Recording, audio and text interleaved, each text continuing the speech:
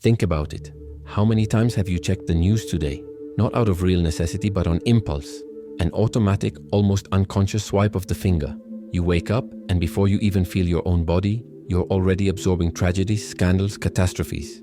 You tell yourself that you need to stay informed, that it's your responsibility to know what's happening in the world. But be honest, what really happens when you consume news? You don't come away any smarter. You don't come away better prepared. You come away more anxious, more irritated, more convinced that the world is falling apart and that there's nothing you can do about it. And yet, you come back. Tomorrow morning, before breakfast, you'll be there again, checking, absorbing, drowning in a sea of information you didn't ask for, don't need, and can't process. Because the truth that no one has told you is this: the news was not made to inform you. It was made to trap you, to keep you in a perpetual state of alertness, fear, and helplessness disguised as awareness. And the worst part? You call this citizenship. You call this being well informed. But real information requires time, context, reflection. And news? News is the opposite of that. News is mental sugar.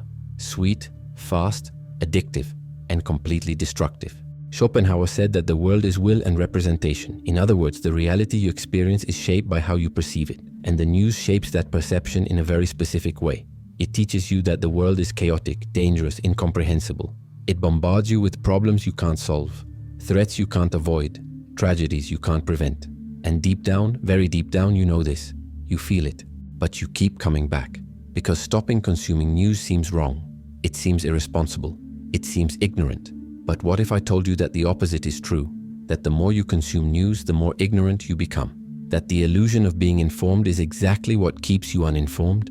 And that this cycle and this invisible addiction is destroying you in ways you can't even imagine? That it not only paralyzes you in the face of the world, but robs you of something much more valuable: the ability to live your own life with presence, clarity, and purpose? Let's start at the beginning. You probably don't consider news consumption an addiction. Addictions are obvious things: alcohol, drugs, social media. But news? News is serious. News is important. You're not addicted to news. You're just informed, right? Wrong. Think about the last time you found yourself checking the news for no real reason. Maybe in line at the grocery store, maybe waiting for the elevator, maybe between tasks at work. You don't even remember deciding to do it. It was automatic, a reflex.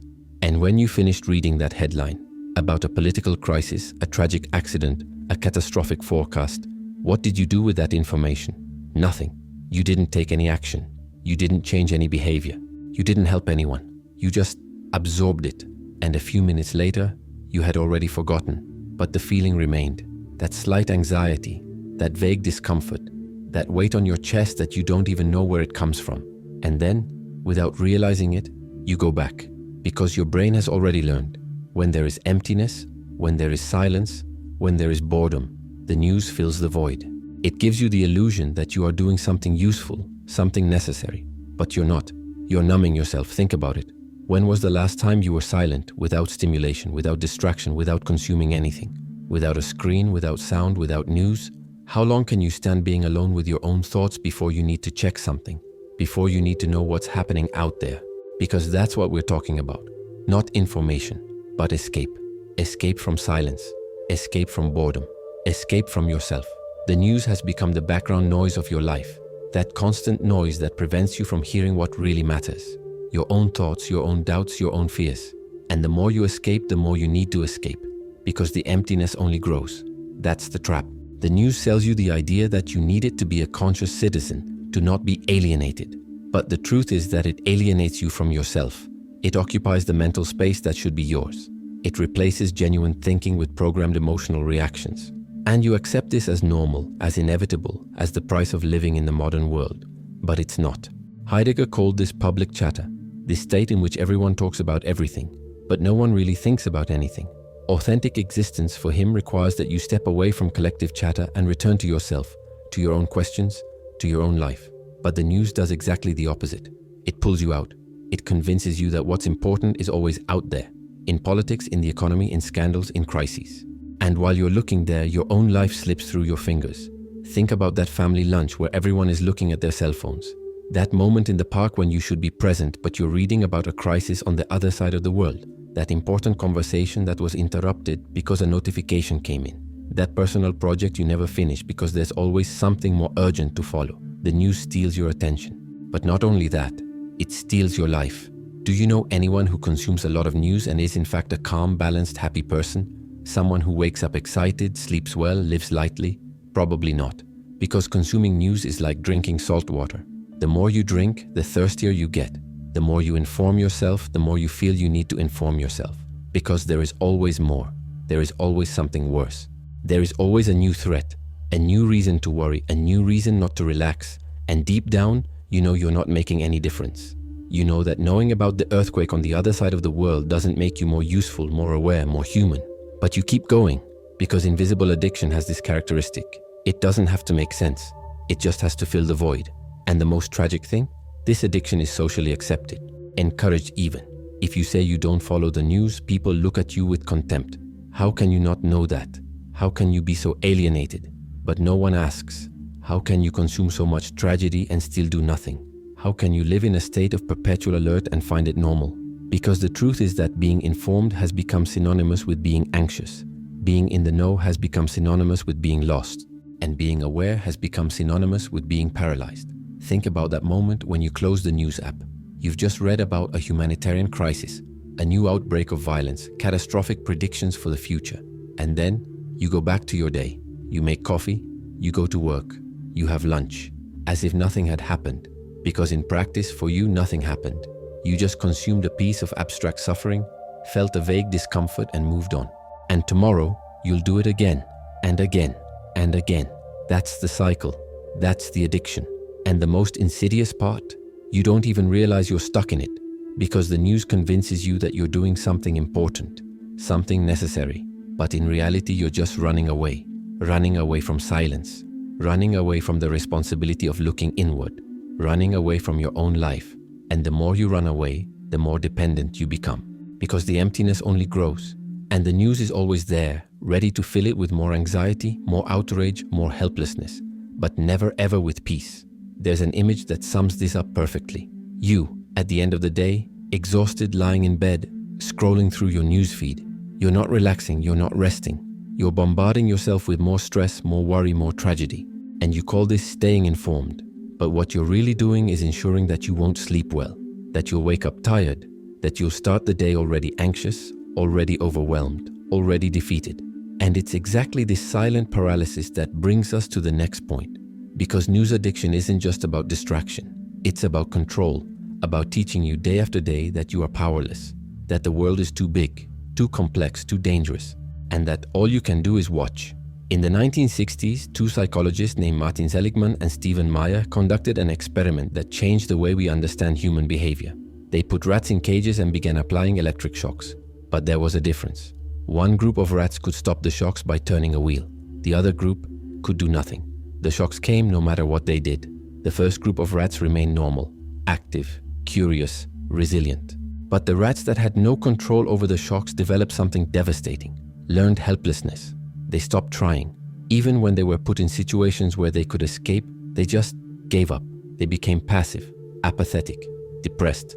And here's the part that should scare you. You're in that second cage.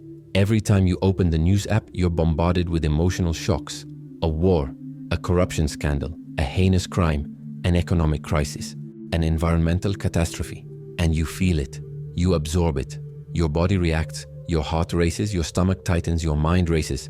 But what can you do about it? Nothing. Absolutely nothing. You can't stop the war. You can't arrest the corrupt. You can't save the victim. You can't reverse the crisis. You are in practice completely powerless in the face of 99% of the news you consume. And that's no accident. It's by design. The news has been structured to keep you in that state. It shows you huge, urgent, terrible problems. And then, nothing. No solution. No action you can take. Just the next headline. The next shock. The next reason to feel like the world is falling apart and there's nothing you can do about it. Think about it. How many times have you read about an outrageous injustice and felt that anger rising? That urge to do something? And then, nothing. You just scrolled to the next news story. Because what were you going to do? Protest alone? Write to a politician who will never read it? Share an indignant post on social media and feel like you've done your part? And what happens when you spend years, decades consuming this? You learn, not consciously but viscerally. You learn that the world is a place where bad things happen and you have no power. You learn that acting is useless, that trying to change something is naive, that the most you can do is keep watching. Schopenhauer had a powerful idea about this. He said that we suffer when our will is frustrated, when we want something and can't get it, when we feel we should act but can't. And the news does exactly that. It activates your will, your desire for justice, security, order, and then shows you that you can't do anything. Day after day, shock after shock. This is not neutral. This is not just information. This is conditioning. It is the systematic training of your mind to accept powerlessness as a natural state. And the worst part? You pay for it. You actively seek this conditioning. You wake up and willingly enter the cage of shocks. And this learned powerlessness is not restricted to the world of news. It leaks out. It spreads. It contaminates everything. Because when you learn that you can't do anything about what's out there, you start to believe that you can't do anything about what's in here either.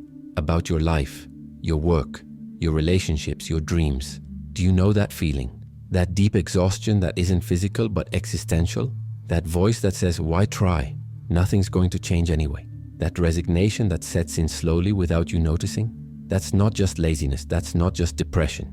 That's learned helplessness. And the news has taught you that. Jody Jackson, a British media researcher, discovered something brutal. When we consume news, we are constantly exposed to unsolvable problems. And that not only depresses us, it teaches us to stop looking for solutions. Not just in the news, but in life. Because if the brain learns that problems have no solution, it stops searching. It stops trying. It gives up. And worse, it makes you complacent. Because a passive population is a controllable population. A population that believes it can't change anything is a population that doesn't try to change anything. And while you're there, consuming tragedy after tragedy, feeling that the world is impossible, you're not looking at what you can change. You're not taking care of your health. You're not strengthening your relationships. You're not building anything real. You're just reacting and calling it awareness. But look, it's not that you're weak. It's not that you don't care. It's that you've been conditioned. The rats in the cage didn't choose to give up. They were trained to do so. And so were you. Every time you feel that helplessness in the face of a news story and do nothing, you reinforce the pattern. Every time you consume tragedy and go about your day as if nothing happened, you teach your brain that this is the appropriate response, to feel and not act. And over time, this becomes who you are. Not just when it comes to the news, when it comes to life.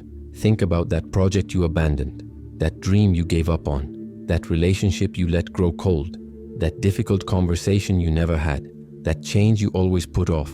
It may seem like these things have nothing to do with the news, but they do. Because helplessness is contagious. It starts with I can't do anything about the war and ends with I can't do anything about my own life. And there's something even more perverse about it all. Because helplessness doesn't just make you passive, it makes you comfortable. Because if you can't do anything, you're not responsible for anything either. You can be outraged as much as you want. You can complain on social media, you can debate politics with strangers, and at the end of the day, you don't have to change anything in your own life. You can continue exactly as you are with a clear conscience that at least you are informed. But informed about what? About tragedies you can't prevent? About crises you can't solve? About problems so big and complex that even the experts don't know what to do? And meanwhile, your own life, the only thing you really have power over, continues to be neglected. And when powerlessness becomes identity, something even more dangerous happens. Because then you stop questioning, you stop thinking, and then you become manipulable. And when you stop thinking, when powerlessness becomes a habit, that's when the most dangerous part begins. Because the news doesn't just make you passive, it makes you convinced. Convinced that you understand the world. Convinced that you know what's going on. Convinced that you have an informed opinion on just about everything. But you don't. What you have is an illusion of understanding. And that illusion is carefully constructed. Because the news doesn't explain the world, it simplifies the world. And simplifying is not the same as clarifying. It's the opposite. It's distorting. Think about it. The world is an absurdly complex system. Any political, economic, or social event is the result of hundreds, thousands of intertwined factors. There are historical, cultural, psychological, economic, and geographical variables. There are hidden interests, unforeseen consequences, dynamics that take decades to reveal themselves. No human being can fully understand this web. Not even the experts, not even the rulers, no one. But the news tells you otherwise. It gives you simple, linear, ready-made explanations. The market crashed because of X. The country went into crisis because of Y. Violence increased because of Z. and you accept it because it's comforting, because it gives you a sense of control, because it's much easier to believe that the world makes sense than to accept that it is most of the time chaotic and unpredictable. Heidegger had a term for this: inauthentic existence. That life lived on autopilot, where you accept the explanations you're given, repeat the opinions you hear, and never really think for yourself. You exist in the chatter, that space where everyone talks about everything, but no one really knows anything. And the news is the perfect fuel for this chatter. It gives you ready-made phrases, simple narratives, convenient villains. And you go around repeating these things as if they were your own. But they're not. They're theirs. The media companies, the political interests, the corporate agendas. Because the news is not neutral. It never has been. For every reporter working in the United States, there are more than 4 public relations professionals working to shape what that reporter will write. This is not a conspiracy theory. This is data, a documented fact. And then you read that news story, short, simple, definitive, and believe you are informed. But what you are really consuming is an extremely reduced, filtered, and shaped version of reality. A version that someone wants you to believe. Thomas Jefferson said in 1807 that those who never read newspapers are better informed than those who do. And that is not romantic exaggeration. It is a recognition of something brutal. Simplification distorts more than it clarifies. Because when you reduce complexity to a headline, you are not informing, you are misinforming. You are creating certainty where there should be doubt. You are generating conviction where there should be humility. And the worst part, you don't even realize it. Because the narrative is so convincing, so well constructed, that it seems true. It seems obvious, it seems unquestionable. And then you go to social media, to family dinner, to conversation at work, and you repeat it as if it were your own thought, as if you had come to that conclusion on your own. But you didn't. You were led there. Think about that debate you had last week, that conviction with which you defended your point, that certainty that you were right. But where did that certainty come from? Did you study the subject in depth? Did you read academic research? Did you talk to experts? Or did you just read a few headlines, watch a few short videos, and form an opinion that you now defend as if it were absolute truth? And this creates a society of people who have opinions about everything and know nothing.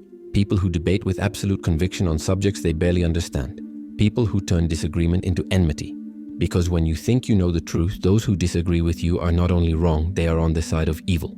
Marcus Aurelius, emperor and Stoic philosopher, said something that should be engraved on every cell phone screen. You are free to have no opinion on this. In other words, you don't have to have a position on everything. You don't have to know who is right in every political conflict. You don't have to have a solution for every global crisis. You can simply not know, and that's okay. But the news teaches you otherwise. It teaches you that having an opinion on everything is a sign of intelligence, that always being in the know is a virtue, that you need to have a position on every scandal, every controversy, every trending topic. And if you don't, you're ignorant, alienated, negligent. So you form opinions, quick ones, superficial ones, based on headlines, and you defend them as if you had studied the subject in depth, as if you really knew what you were talking about. And when someone disagrees, you don't engage in dialogue, you attack, because your opinion has become part of your identity. Questioning your opinion has become questioning who you are. And then the debate dies, curiosity dies, intellectual humility dies, and something much more dangerous is born, the true believer. That person so convinced of their own truth that they become incapable of hearing anything that contradicts it. That person who turns disagreement into hatred. That person who, without realizing it, has become part of the problem they criticize so much. Have you ever looked at the comments on a controversial news story? That hatred, that absolute certainty, that inability to consider another perspective. That is not debate. That is not an exchange of ideas. That is war. And the news is fueling that war, day after day, headline after headline. Because the more polarized society is, the more engagement there is. The more hatred, the more clicks. The more certainty, the less critical thinking. And a population that doesn't think critically is a population that can be controlled. Not by force, but by narrative. And you don't even realize you're being controlled, because you think you're thinking for yourself. But what you're doing is repeating what you've been taught to think. And there's something even more perverse about it. Because these simplified narratives not only distort reality, they create parallel realities. You and I may be reading about the same event and construct completely opposite interpretations. Not because one of us is stupid, but because we consume news from different sources, which have simplified the same event in different ways to serve different agendas. And then, when we meet, we can't even talk, because we're not talking about the same reality. We are talking about two simplified, distorted, and opposing versions of the same event. And each of us is absolutely convinced that our version is the truth. And so society fragments, and dialogue dies, and neighbors become enemies, all because you believed that consuming news would make you more informed. And so the society we live in today is born, a society where everyone has an opinion on everything, where each person is an instant expert on any subject that appears in their feed, where disagreeing has become a moral crime, where complexity has been replaced by certainty, and where silence, that wise silence of those who recognize that they do not know, has become synonymous with cowardice. Have you noticed how people talk about politics, about economics, about wars on the other side of the world, with unshakable conviction, as if they had access to secret information, as if they were state advisors? But the truth is that they know as much as you do, almost nothing. They read the same headlines, they consume the same short videos, they absorb the same simplifications, and now they are convinced they know the truth. And the problem is not having an opinion. The problem is having an opinion about everything. The problem is believing that you need to have a position on every issue, every crisis, every controversy. The problem is replacing deep thinking with quick reactions. The problem is turning complexity into a soccer team. Either you're on my side or you're my enemy. That's not awareness. That's fanaticism. And the news cultivates that fanaticism. Because the more convinced you are, the more you consume. The more certain you feel, the more you seek validation. The more you see the world in black and white, the more you need the news to tell you who's the good guy and who's the bad guy. And then you become predictable, manipulable, because you're no longer thinking, you're reacting, and your reactions are programmed. You see a headline about the other side and you already know how to feel. Anger, indignation, moral superiority. You don't even need to read the whole article. The headline has already given you everything you need to reinforce what you already believed. This has a name: confirmation bias. It's the tendency to seek out and accept only information that confirms what you already think. And the news exploits this masterfully. They know which team you're on. They know what makes you indignant. They know exactly which button to push to make you click, share, comment, and you do, because you think you're fighting for something important. But you're not. You're feeding an algorithm. And while you fight with strangers on the internet, while you cut ties with people who disagree with you, while you turn every family dinner into an ideological battlefield, your own life remains stagnant. Your dreams remain postponed. Your relationships remain superficial. Your health remains neglected because you're investing your emotional energy in problems you can't solve. You're spending your time forming opinions on issues that don't directly affect your life. You're wearing yourself out in debates that won't change anything. And at the end of the day, you're exhausted, angry, disillusioned, and increasingly convinced that the world is lost. But the world isn't lost. You are lost. Lost in the maze of news. Lost in the addiction of outrage. Lost in the illusion that being informed about everything makes you more aware, more intelligent, more useful. Think about that friend you lost because of politics. That family member you avoid because you disagree on some issue. That person you came to hate just because they shared an opinion different from yours. Was it worth it? Was that relationship worth less than your need to be right? Or were you manipulated into believing that disagreement is the same as betrayal? And if you are realizing this now, if you are feeling a growing discomfort with this reality, maybe it's time to do something different. Maybe it's time to stop consuming everything they throw at you and start choosing what really matters. Because there is another way. A less noisy, less frantic, less destructive path. If you want to dive deeper into this reflection, if you want to understand how to reprogram your relationship with information and regain your peace of mind, access the link in the description. There, I have prepared some complementary material that will help you take the first steps to get out of this trap. It's not about escaping the world. It's about coming back to yourself. But back to the point, this need to have an opinion on everything is not natural. It has been cultivated, it has been taught, and it is destroying you. Because the more you opine, the less you think. The more you react, the less you reflect. The more you get involved in distant controversies, the less you take care of what is close to you. And the saddest part, you think you are being a good citizen. You think you're fulfilling your role, but you're not. You're just feeding a machine that profits from your anxiety, your anger, your sense of powerlessness. And calling it awareness. Because let's face it, how many of your opinions are really yours? How many of them did you form after studying them in depth, listening to multiple perspectives, questioning your own assumptions? And how many of them did you just absorb from headlines, viral videos, indignant posts that pass through your feed? The truth is that most of your convictions did not come from within. They came from outside, they were planted, they were cultivated. And now you defend them as if they were an essential part of who you are. But they are not. They are just noise. Just another layer of conditioning that keeps you from truly thinking. And while you spend your energy defending opinions that aren't even yours, your ability to think deeply dies. Your ability to concentrate withers away. And that's what we need to talk about now. Because what's happening to you isn't just ideological, it's neurological. But there's something even deeper going on. Something you don't see. Something that can't be solved with willpower alone. Because while you consume news, while you form opinions and get indignant and debate and stress out, your brain is changing. Physically, structurally. You think you're just staying informed. But what's really happening is neural reprogramming. And the worst part is you don't even realize it. Let's look at the numbers. The average person consumes about 60 news items per day.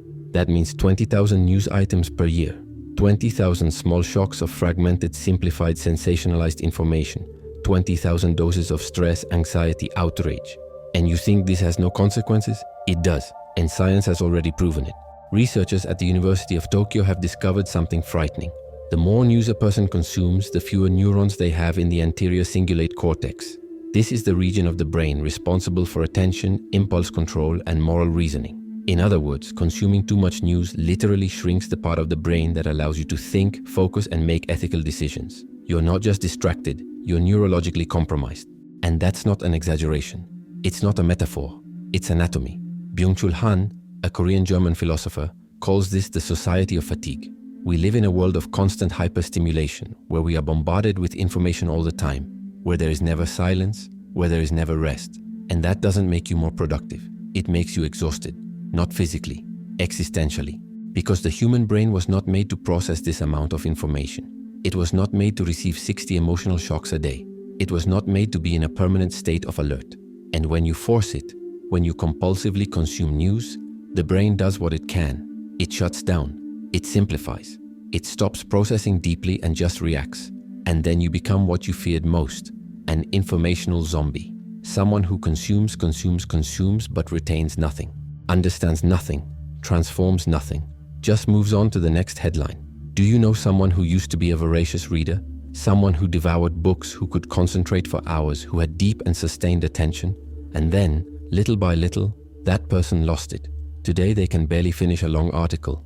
They start reading a book and abandon it on page 20. They sit down to watch a documentary and are already checking their cell phone within the first 5 minutes. This is not laziness.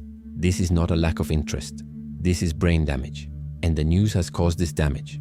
Because every time you interrupt deep reading to check the news, every time you exchange a complex thought for a simple headline, every time you replace reflection with reaction, you are training your brain to no longer be able to do the opposite. You are killing your capacity for deep attention.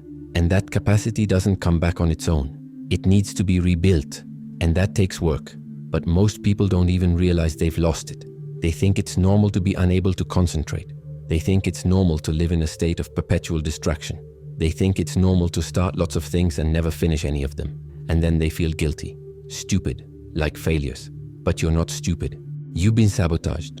Your brain has been hijacked by a system that profits from your fragmented attention. And you've been taught to call this staying informed. And there's more. Because it's not just your attention that dies, it's your emotional control too. That part of your brain that allows you to take a deep breath before reacting, that allows you to think before you speak, that allows you to choose your response instead of just exploding. That part is being deactivated. And then you become a more reactive, more impulsive, more emotional person, and you think it's the world that's getting worse. But in fact, it's you who are more vulnerable, because you no longer have the brain structure necessary to deal with complexity. You no longer have the patience to understand nuances. You no longer have the ability to sustain attention on something that doesn't give you immediate reward. You've become dependent on quick, intense, superficial stimuli. And the news is exactly that. And the most tragic thing? You know something is wrong. You feel like you can't focus. You realize you're always tired. You notice you're more irritable, more anxious, more lost. But instead of stopping consuming news, you consume more. Because you think the problem is out there. And you need to know more. You need to be more informed. You need to understand what's going on. But what's happening is happening to you. The problem isn't in the world. The problem is what you're doing to your mind. And if you don't stop, if you don't break this cycle, you'll continue to waste away. Neurologically, emotionally, existentially. Think about that moment when you try to read something longer and feel that restlessness, that urge to stop, that feeling that you should be checking something else, that physical discomfort of being focused on one thing for more than 2 minutes. That's not ordinary anxiety. It's withdrawal. Withdrawal from constant stimulation. Your brain has been trained to need novelty every few seconds. And when you try to do something that requires sustained attention, it panics. And if your mind is changing, if your brain is being rewired for superficiality and reaction, your body is paying the price too, because all of this has physical consequences. And that's what we need to talk about now. And if your brain is changing, if your ability to think is being destroyed, your body is not unscathed, because you are not a mind separate from your body. You are an integrated system. And when the mind gets sick, the body gets sick too. And the news is killing you, literally. Let's talk about something you've probably felt before, but never connected with news consumption. That tightness in your chest, that tension in your shoulders, that knot in your stomach, that feeling of heaviness, tiredness, exhaustion that doesn't go away even after sleeping. You think it's work stress. You think it's generalized anxiety. You think it's modern life, but it's not. Or rather it is. But the news is a fundamental part of it. Because what the news does every day is exploit something very primitive in you, the negativity bias. It's the human brain's tendency to react more intensely to threats than to rewards. It makes evolutionary sense. Our ancestors who ignored signs of danger died, so we evolved to pay attention to the negative, to stay alert, to react to fear. And the news knows this. They exploit it mercilessly. Wars, heinous crimes, natural disasters, economic crises, pandemics, collapses, violence, tragedy, death. That's what sells. That's what grabs your attention. That's what keeps you glued to the screen, unable to stop scrolling, even though you know that every headline makes you feel worse. And your body reacts. Every time you read about a threat, even if it's on the other side of the world, even if it doesn't affect you directly, your nervous system goes into alert mode. Cortisol spikes, adrenaline rises, your heart races, your muscles tense up. It's the fight or flight response, except you don't fight and you don't flee. You just keep reading. And then comes the next news story, and the next, and the next. 60 a day, 60 false alarms, 60 activations of your stress system. And you think this has no consequences? You think your body can take this indefinitely? It can't. Graham Davey, Professor Emeritus of Psychology at the University of Sussex, conducted research that proves something devastating. The more news a person consumes, the more stress and anxiety they experience in their daily life, not just while reading, but afterwards, in everyday life, in relationships, at work, in their sleep, in everything, because the body cannot distinguish between real and abstract threats. For your nervous system, reading about a terrorist attack is almost the same as being in one. You feel the fear, you feel the tension, you feel the danger, and even if you know rationally that you are safe, your body has already reacted, and that reaction has a cost. Chronic stress destroys the immune system. It increases the risk of heart disease. It causes systemic inflammation. It contributes to diabetes, hypertension, and gastrointestinal disorders. And worse, it shortens your life. You are literally dying sooner because you consume news. And the brutal irony in all this? You consume news because you think you need to be prepared. You think that knowing about all the dangers in the world makes you safer. But the opposite is true. The more news you consume, the more vulnerable you become. Because constant stress weakens you. It makes you sick. It kills you. Think about that tiredness you feel. It's not laziness. It's nervous system exhaustion. Think about that difficulty sleeping. It's not ordinary insomnia. It's chronic hyperarousal. Think about that irritability, that impatience, that feeling of always being on edge. It's not your personality. It's your body breaking down. And you keep consuming because you think stopping would be irresponsible, because you think you need to know, because you think being informed is more important than being healthy. But informed about what? About tragedies you can't prevent? About threats you can't avoid? About problems that have no solution? You are trading your health for the illusion of control. You are sacrificing years of your life for the feeling that you are in the know. And the saddest part? You don't even realize you're doing it. Because the news has normalized stress. It has taught you that living in a state of constant alert is the price of being aware. But it's not.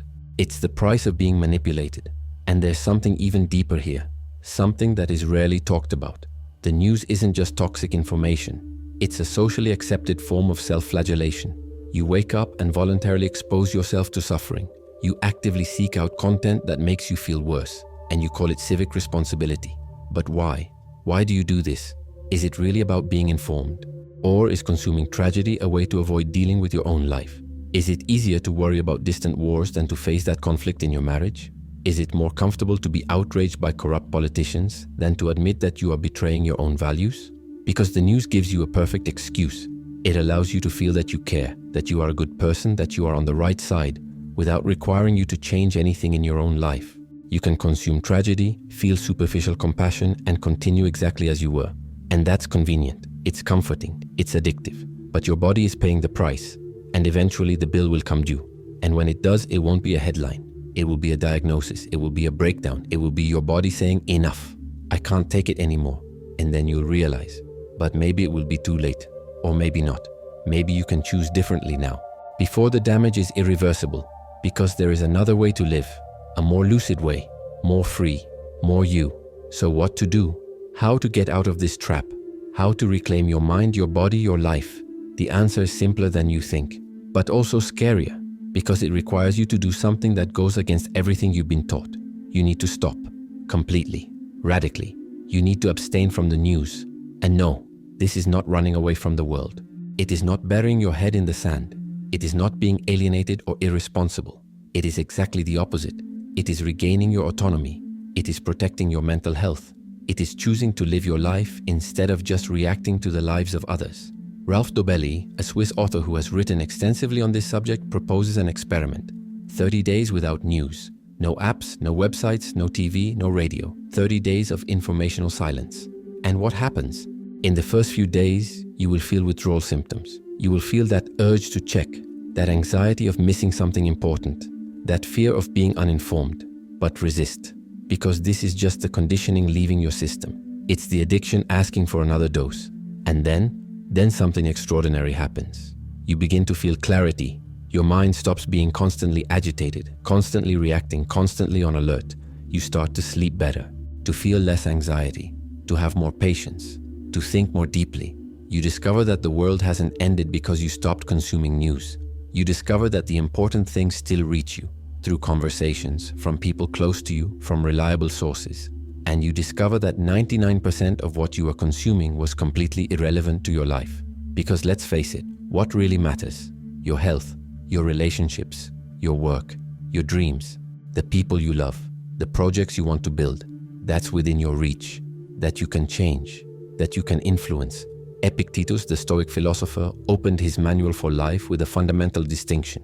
Some things are within our control, others are not.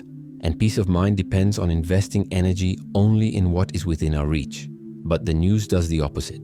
It makes you spend your energy, your attention, your emotional life on things over which you have no power. 99.9% of the events in the world are beyond your control. And that's okay. You don't need to know everything. You don't need to have an opinion on everything. You don't need to worry about everything. You can simply focus on what matters, on what is close to you, on what you can touch, on what you can change. And when you do that, when you redirect your attention from global chaos to your real life, something magical happens. You start to truly live. You stop being a spectator and become a protagonist. You stop reacting and start acting. You stop feeling powerless and start rebuilding your personal power. But what about the fear of missing something important? What if a crisis happens and you don't know about it? The answer is simple. If it's really important, you'll know. Big news always leaks out. It reaches you. Through friends, conversations, reality itself. You don't need to be connected 24 hours a day to know the things that really matter. What's more, when something important happens and you find out without being bombarded by sensationalist analysis, you can seek out quality information. You can read books. You can look for long, well-researched articles. You can watch documentaries. You can talk to people who have studied the subject in depth. You can think. You can reflect. You can form a genuine opinion rather than just reacting to a headline. Because quality information exists. It's just not in the news. It's in books, in essays, in academic research, in deep conversations, in sources that have time, context, nuance, sources that respect the complexity of the world instead of reducing it to clickbait.